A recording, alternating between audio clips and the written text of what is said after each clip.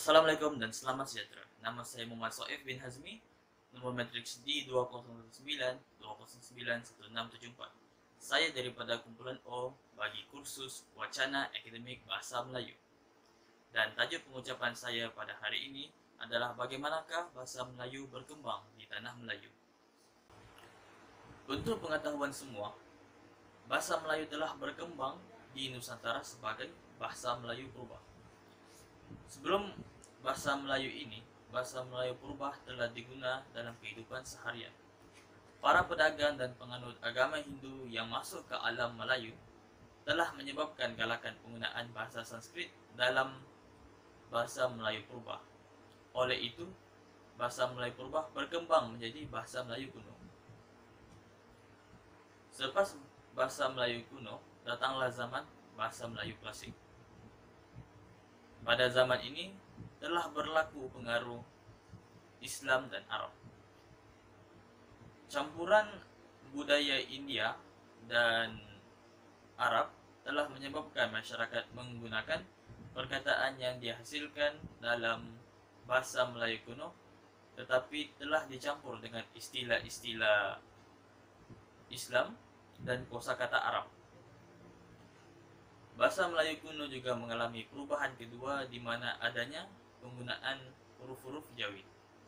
Seterusnya, bahasa Melayu klasik telah digunakan dengan sebaik mungkin di zaman kegemilangannya.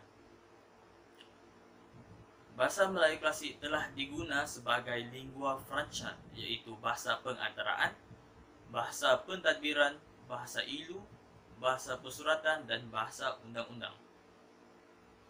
Titik permulaan bagi bahasa klasik ini dikatakan bermula apabila batu bersurat, iaitu batu besar Terengganu, telah dijumpai.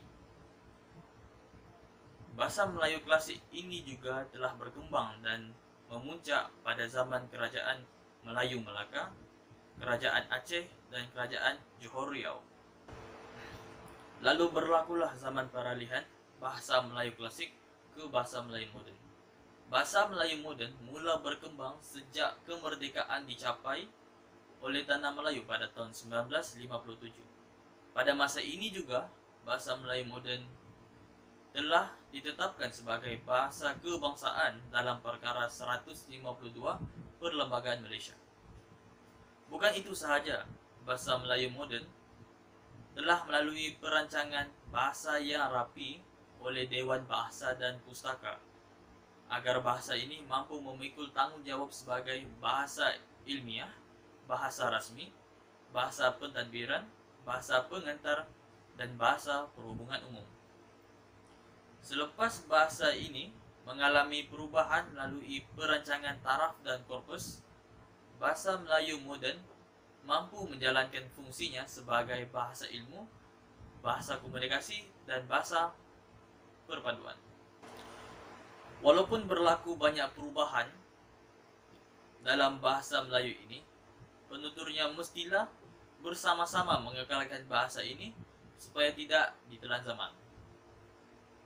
Sekiranya nenek moyang kita melihat penggunaan bahasa Melayu pada zaman ini, mereka pasti kecewa kerana kebanyakannya dari kita mencampur adukkan bahasa dan tidak mempraktikkan bahasa Melayu dengan sebetulnya. Oleh itu, sebagai salah satu individu yang menggunakan bahasa Melayu sebagai bahasa harian, kita perlulah bersama-sama melakukan yang terbaik dalam meningkatkan imej bahasa Melayu ini di persada dunia. Sekian saja dari saya, terima kasih.